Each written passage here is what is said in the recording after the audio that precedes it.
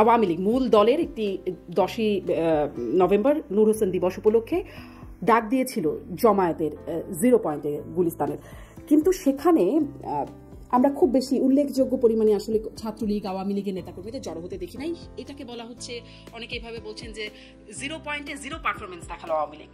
এরকমটি কেন হলো?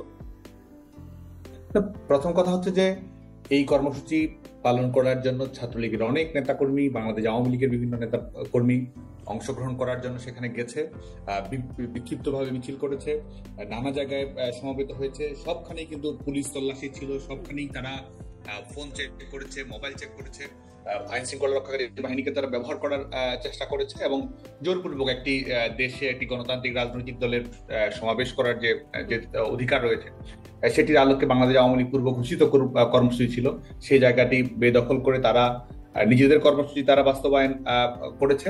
এবং আমরা মনে করি যে এটি আমাদের গণতন্ত্র পুনরুদ্ধারের যে আন্দোলন, সে আন্দোলনের একটি যাত্রা ছিল। সেখানে নেতাকর্মীরা প্রতিরোধ গড়ে তুলেছে বলে আমরা মনে করি এবং গোটা বাংলাদেশের মানুষের সামনেই কিন্তু এই ফ্যাসিস্ট সরকারের মুখোশ উন্মোচিত হয়েছে। জি, আপনারা প্রতিরোধ গড়ে তুলেছেন বলছে, সেই প্রতিরোধের প্রসঙ্গে আসে। আপনি বলছিলেন যে কিভাবে আপনাদেরকে আটকানো হয়েছে, মোবাইল ফোন চেক করা হয়েছে।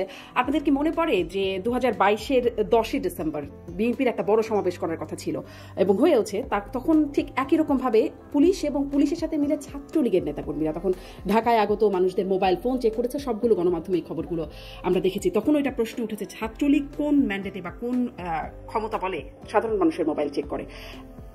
একই রকম বাস্তবতা এখন কি আপনাদের দিকে বুমেরাং হয়ে আসছে কিনা? বাংলাদেশ আওয়ামী লীগ সরকার পরিচালনা করার সময় বা আমাদের বিশ্ববিদ্যালয় ক্যাম্পাসগুলোতে অভ্যন্তরে ছাত্র রাজনীতি হোক বা সার্বিকভাবে জাতীয় রাজনীতির পরিমণ্ডল হোক, সবখানেই তো সমাবেশ করা যায়নি। এই ধরনের রেকর্ড খুব আছে বলে আমি মনে করি। সমাবেশ সবাই করতে পেরেছে। আমাদের বাংলাদেশের বিদ্যমান রাজনৈতিক বাস্তবতায় অপ্রীতিকর ঘটনা ঘটেছে, অনাকাঙ্ক্ষিত ঘটনা ঘটেছে, কিন্তু সবাই যার যার মতামত প্রকাশ করেছে, সংগঠিত হয়েছে। বিএনপি রাজনৈতিক দল হিসেবে তাদের মতামত তুলে ধরেছে। বিশ্ববিদ্যালয় ক্যাম্পাসগুলোতে ছাত্র সংগঠনগুলো তাদের ক্রিয়াশীল ভূমিকা পালন করেছে। সংসদীয় রাজনীতি, রাজপথের রাজনীতি দুটোই তো চলমান ছিল। আর আজকে কি সেই বাস্তবতা রয়েছে যেখানে এক ধরনের সমাবেশ করার সুযোগ, তাদের মতামত প্রকাশ করার সুযোগ, কিংবা এই ফ্যাসিস্ট সরকারের বয়ানের বাইরে গিয়ে নিজস্ব মতামত বলার সুযোগ, সেই বাস্তবতা তো বাংলাদেশে নেই, বরং দুটোর মধ্যে আকাশ পাতাল ফারাক বলে মনে করি।